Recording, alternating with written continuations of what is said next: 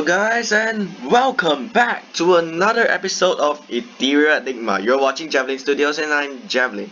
And we're finally gonna start episode 3. So, well, we are already in episode 3, but I like to think that this is actually the start of episode 3.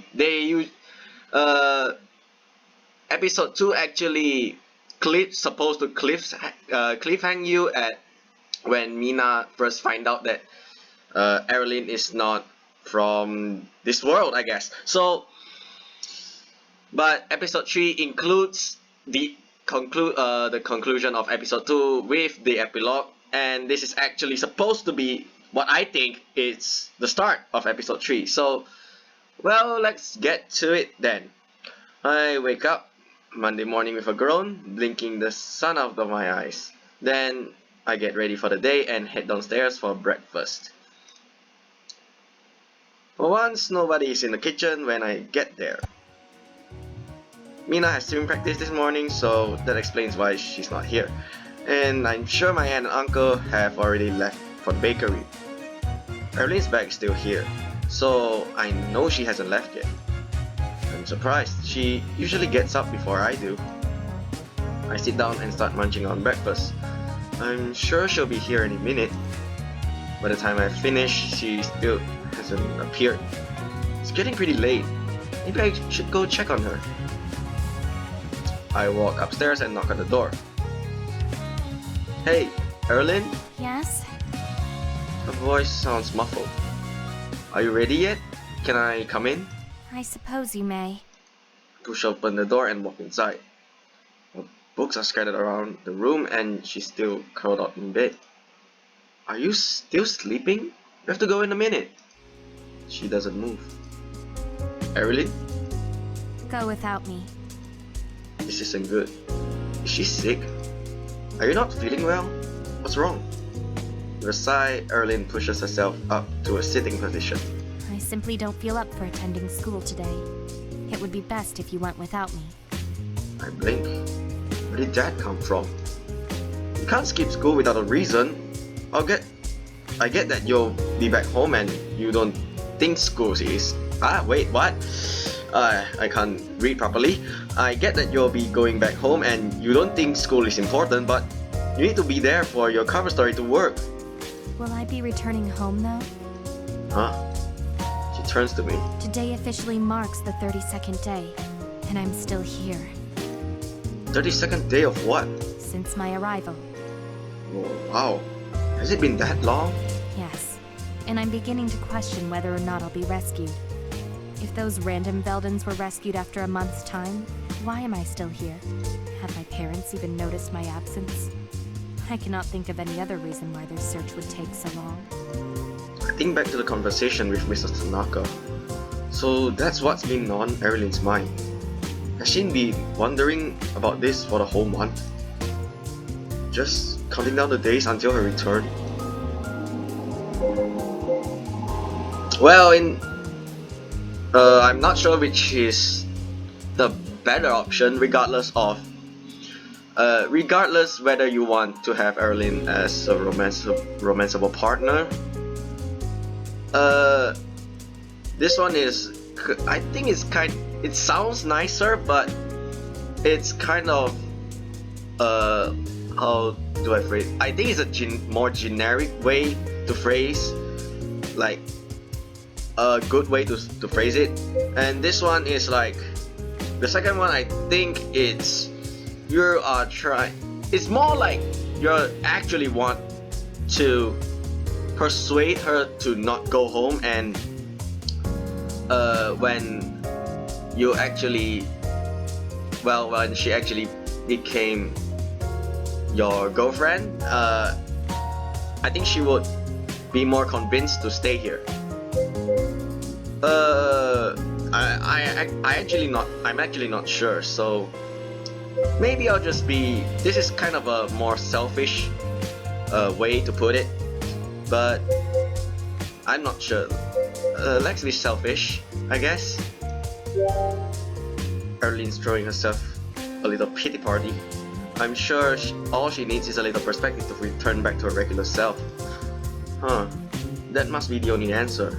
Well, I guess that means you'll be living with me from now on. That's pretty nice, right? Her gaze is hollow when she turns to look at me. Nice? Yeah, you got me and Mina to keep you company.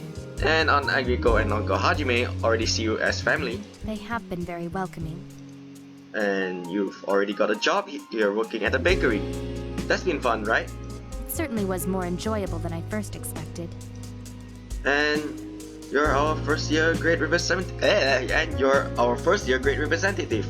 You're already bossing everyone and leading the class. I am delegating, not bossing. See, you got a lot going for you here. Well, that's true. I can't remain here forever. Yeah, and no one expects you to. We all like having you here, but also know this isn't your home. None of us will stop searching for a way for you to return. Maybe it's going to take a little longer to figure out than you thought, but that's not so bad, right? Things are pretty good in the meantime. The color returns to her face, and Erilynn sits up straighter. You're right. It isn't so bad. So, does that mean you're ready to go to school now? I suppose so. She's about to slip out of bed, then looks at me. I'll wait for you downstairs. I give her some space to finish getting ready. She meets me downstairs with a hairbrush and her uniform straightened, and the two of us begin our regular trek to school. It's quieter than normal. I'm sure Erilynn has a lot on her mind, and we're power walking to get there on time.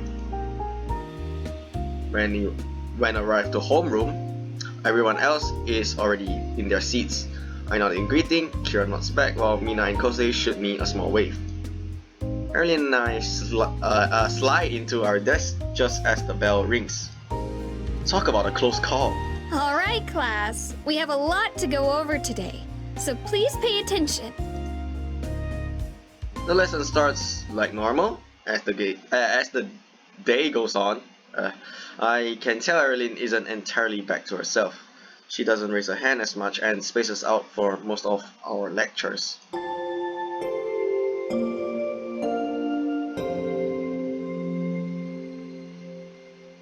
Finally, the bell rings, indicating our break. Before we separate off into groups, Misato makes another announcement. Enjoy your lunch, class. Don't forget that the hot springs trip is tomorrow. Make sure you arrive to school in time to catch the bus in the morning. The class buzzes with excitement as they leave for the cafeteria or stick around to eat in class. Mina and Kira cluster around Erilynn, while Kosei seeks me out separately. He lowers his voice and hands me an envelope. Here, I owe you this. I peek inside to find the money I lent Kosei returned to me. Thanks for helping me out, man. With a smile, I accept the envelope. No problem. Hopefully you're not too tired. I know you must have worked a lot of overtime for this. Yeah, but it'll be worth it to go on this trip. Definitely.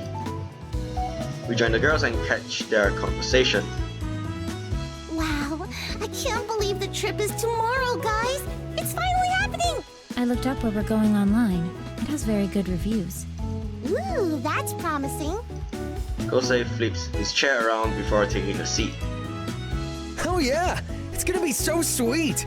I'm happy you're going after all, Kosei. Yeah, that was a close one. I'm glad too. As Mina and Kosei continue to discuss the trip, Erilynn keeps staring off into space. Kira tilts her head. Erilynn, are you looking forward to the trip? Erilynn blinks as if snapping out of a trance. Oh, yes, I suppose so. That doesn't sound like you're excited. Mina's brows furrow. Yeah. Are you okay? Yes, of course. She forces a smile. This will be an enjoyable trip, so why wouldn't I feel positive about it?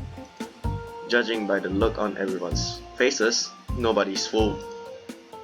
Don't feel like you have to force yourself to be happy if you aren't. Erilynn sighs. My apologies. I don't mean to spoil the mood. Kira and Mina both give me questioning looks that seem to ask if it's Veldon related. I nod slightly. Erilynn's just feeling a little bit homesick. The girls nod in understanding. Kosei perks up. Oh yeah, you said you used to go to the hot springs back home all the time, right? Well, I'm sure your hot springs in Sweden were nice. The ones here are the best. How so? The water is the perfect temperature. Just hot enough to be relaxing, but not so hot to feel scalding. Missing voice lines? Yeah, that's true, plus the cabins we're staying in are both rustic and modern, which means we can feel like we're out in nature and still have bathrooms. Bathrooms are certainly preferred.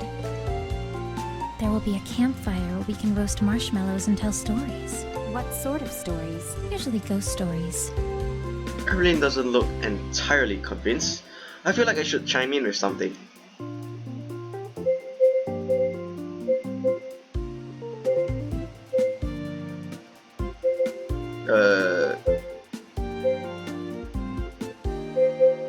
The landscape. Let's choose the third one, I guess. The best part of the trip is having most freedom. We won't be in class, so we'll have more free time to just chill. Erilynn looks at each of us in turn, and a genuine smile lights her face. After all of that, how could I not be excited? I expect this trip will be really fun. Yes, it's going to be awesome. Missing voice line. As the group continues to chat, I pull Erilynn aside. Are you sure you're okay? Yes, actually I feel much better. What changed your mind? Her expression softens. I'm still worried about returning home, but watching everyone try so hard to cheer me up reminded me that I'm not alone here. You're correct. There is still hope. Erilynn seems to be more at ease, and that helps alleviate, I guess. Alleviate this word, my worries. We haven't forgotten about her situation, and she knows we're here for her. The rest of our lunch goes by smoothly. I'm glad we could get Erilynn excited about the trip again. Hopefully, her spirits will continue to go up from here. When lunch is over, we put our things away and rearrange our desks. Once everyone has taken their seats, the bell rings and Misato approaches the front of the room. Alright, class. Let's open our books and get started. The rest of the day goes by faster since Erilynn is in a good mood. I'm glad she's snapping back to her old self.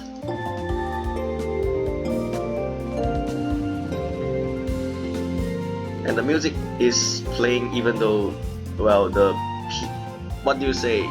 Is this the period bell chime? The school bell chimes, whatever. Finally, the bell rings and everyone shoots to a stand. I get on my things and throw my backpack over my shoulder. Now that I'm free, who should I hang out with? Well, this is the main playthrough, so... Kira. I wonder what Kira has planned today. I glance around while everyone flies out of the classroom, but she's nowhere in sight. I check the hall and the art room, but she isn't there either. Maybe she's outside? After weaving in and out of the crowd, I find myself in the quad. A few students are lingering in the grass or hanging out on the benches. A flash of raven hair waving in the breeze catches my attention. Kira sits on a bench by herself. She's bent over her sketchbook with her brows etched in concentration. Hey Kira. Oh, hello. Mind if I sit next to you? She scoots down to give me room. I slide in next to her and roll my bag off my shoulder. Her fingers twitch around her sketchbook. I can make out a vague image of an anime girl. What are you working on? Just sketching some things. Cool, what kind of things? Characters I created. You made them up? That's awesome! She nods and brushes her hair behind her ear. So, who is this girl? I haven't thought about it yet. I only drew her based on inspiration. Let's give her a story. I can help you make one. Kira lifts her head, intrigued. Okay. She shows me the drawing again. I see. I wish they actually showed a reference, I guess. a reference of the characters. Well, here's a fun fact. Each of these is you can actually create a character based on previous or based on Pixel Fate's games. So the first one, obviously, it's based on Crystalline. The second one is based on Ace Academy. The third one is basically this one. This fourth one, I guess, is just the fourth one is just extra tidbit, I guess. So this you guys can find out which one is it, I guess. Well, the third one should be obvious, I guess. Now the first two, I've been doing some Crystalline. You can check out my Crystalline videos to see that what I'm talking about. The second one, yeah, it's from, although I haven't made an Ace Academy video, it's about it's about a character from Ace Academy, which is also a game from Pixel Fate. So let's go with the odd one out, I guess. Is this the odd one out? Because I think so far there's no cat girls in a Pixel Fate game. Or wait. Technically there is, but it's not an official one.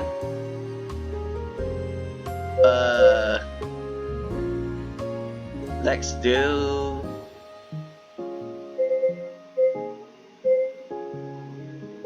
cool and mysterious, I guess.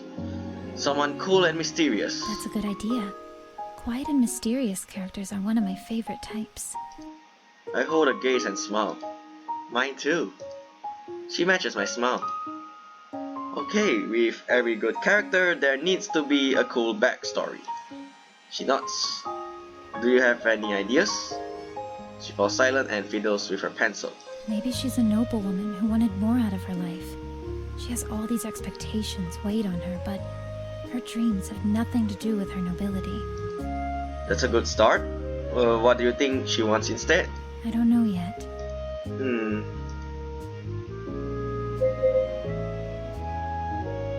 She wants to be a knight. Alright, this one, obviously, it's from Crystalline. The second one is from Ace Academy. Why do I even stutter or need? Well, my brain is lagging right now, so again, should I choose the odd one out? But the last one, I actually chose what actually she wants. Well, that's just a coincidence. I actually forgot, despite having me going through a personal playthrough beforehand. So let's go with this one, I guess. Well, she has secret magical powers that nobody knows about, and she wants to use that to save others. Here are things about it. That could be interesting. When her powers activate, she transforms into her magical persona. Yeah, a secret identity magical girl. Kira nods. She adds more to her design by giving the character an intricate outfit and a magical scepter. Now we need an actual story. Cool and mysterious and magical girls. Do we have one? Do we actually have that kind of anime? I'm not that sure. That's a weird combination, in my opinion. But it can be good. If you know if there's any sort of anime like that, well, give me a comment. I'll go check it out. So, there was a noble woman who wanted more out of her life. She discovered she had magical abilities, but knew her family would never approve of her putting herself in danger. Whenever there was a threat to the community, she'd transform into her magical disguise and save the day. Until one day...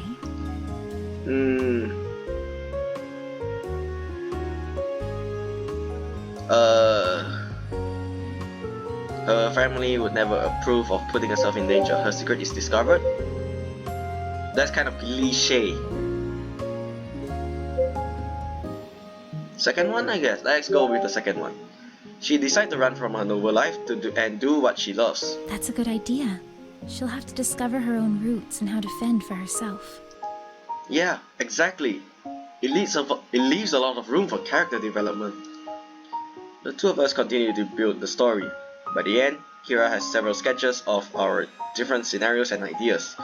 Creating this character together was more fun than I anticipated. I can see why you're always sketching characters now. She glances at me. You can? Yeah, it's actually really fun to create stories for people. It really is. Something about her tone makes me pause.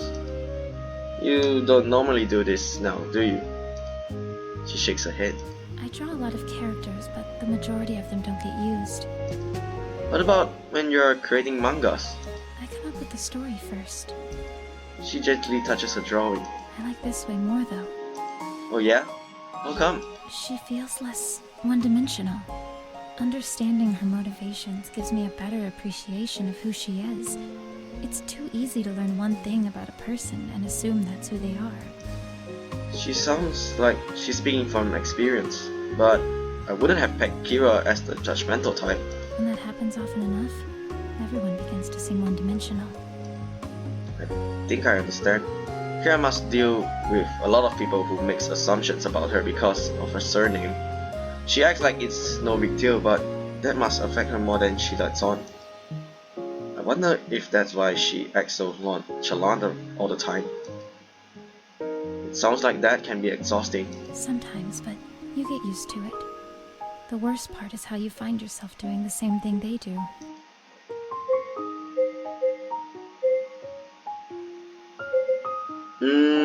Let's choose. I'll go with the first one.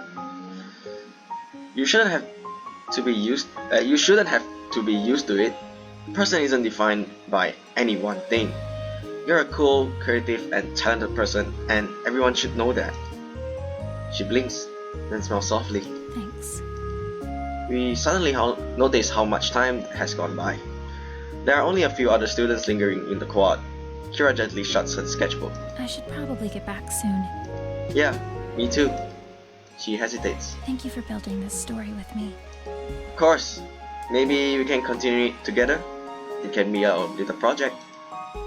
She offers me a smile. I like that. We say our goodbyes and go our separate ways. I begin the walk to go home. I'm glad we got to bond over something Kira is passionate about. The fact that she was able to open up and brainstorm with me makes me happy. She must feel really comfortable around me. When I get home, I head up to my room. I decide to get started on my homework. Thankfully, there isn't much to do tonight, which means I can finish up early and can now relax. After putting my books away, I reward myself by playing a few games on my phone. Soon my eyes start to grow heavy.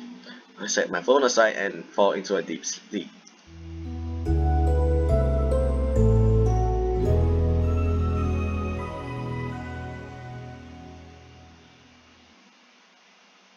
My phone alarm blares and wakes me up bright and early. Immediately I roll out of bed. I can't be late for the hot spring trip today. And there's a nice touch to the bedrooms. They put this, what is this? Is this a flare? Is this called a flare? They put the morning light. Or is it? Oh yeah, this is technically morning, I guess. Nice touch. Alright, so I'll just make this a short episode for today. So that's all for this episode, I guess. I'll continue this in the next episode of Ethereal Enigma. So thank you guys for watching Javelin Studios. My name is Javelin, and I'll see you guys in the next episode of Ethereal Enigma. Alright, before I actually end the episode, so let's actually try how to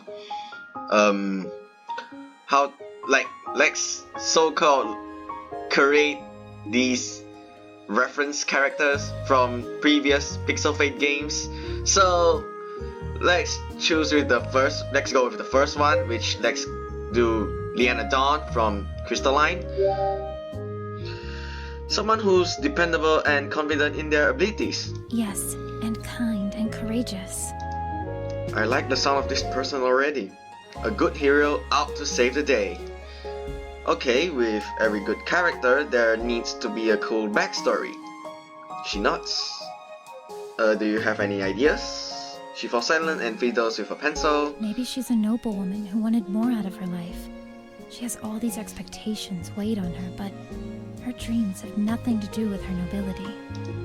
That's a good start. What do you think she wants instead? I don't know yet. Well, since it's Crystalline, she wants to be a knight. It'd be cool if she was into something totally opposite of what's expected of her. Even though she was raised as a noble, she wants to be a person who fights for others and protects them. Ah, so like a knight. Yeah, exactly. She nods. I like that. Kira's brows edge in delicate concentration. She draws armor onto her character and adds a sword attached to a hip. Now I need an actual story. She thinks about it. Well, I think that's it. Well, we just created Leanna Dawn. Yeah, this is just a minor, Easter egg, I guess. So let's go back and do another character. And we're back here. So technically, for those who don't know, this one is based on Pixel Fate's very first game, and technically Pixel Fate's third game, I guess, which is also based on the first game. This is in the game's best waifu. Okay, so we're doing Kaori. I forgot the last name. Kaori from Ace Academy. Someone who is angry on the outside but warm on the inside. Angry? Yeah, maybe she'll even call you pervert all the time and hit you when you're being lewd. Some consider that to be the best waifu. Yeah. That's a very specific taste. It sounds like she's not convinced. Okay, with very good character that needs to be a cool backstory. She nods. Do you have any ideas? She falls silent and fiddles with a pencil. Maybe she's a noblewoman who wanted more out of her life. She has all these expectations weighed on her, but her dreams have nothing to do with her nobility. That's a good start. What do you think she wants instead? I don't know yet. Well, based on the first game, based on Ace Academy, she wants to be a mecha pilot. It'd be sweet if we could throw some giant robots into the story. Kira blinks. Giant robots? Yeah, she could be a mecha pilot. Mechas include a lot of detail. It makes them difficult to draw, but it might be a good challenge for myself. Kira's pencil glides over the paper. She gives the girl longer hair and starts sketching an outfit. It's some kind of modern and sleek skin-tight suit, like something I would see in a sci-fi anime. Now I need an actual story. Well, that's about it. We just low-key created Leanna Dawn and Kaori. What's her name? Is it Itami? Kaori Itami? Did I say that right? If not, I just put my correction around here, I guess. So yeah, that's about it for this fun Easter egg of character creation. So I don't think there's much. The rest of it is like, let's actually go to until one day. These three, I'm not sure if it's actually related to the first two games, but I don't think it is. I'm just because I don't think it's anything related. Maybe, I guess this one is supposed to be Leanna Dawn's part, and when her parents know that she wants to become a knight, they disapprove, something like that. And I think I'm not sure about Kaori's. Maybe the second one, I guess, but I chose this in the main playthrough earlier, so I'm not too sure about this. She lose her wealth. Well, I don't think Kaori ever did lose her wealth. So yeah. Well, that's about it for what is this? Is this oh yeah, this is just an episode. So I'll just meet you guys in the next episode of Ethereal Enigma. So thank you guys for watching Javelin Studios. My name is Javelin, and I'll see you guys in the next episode of Ethereal Enigma. Signing out. Have a great day, everyone. Bye.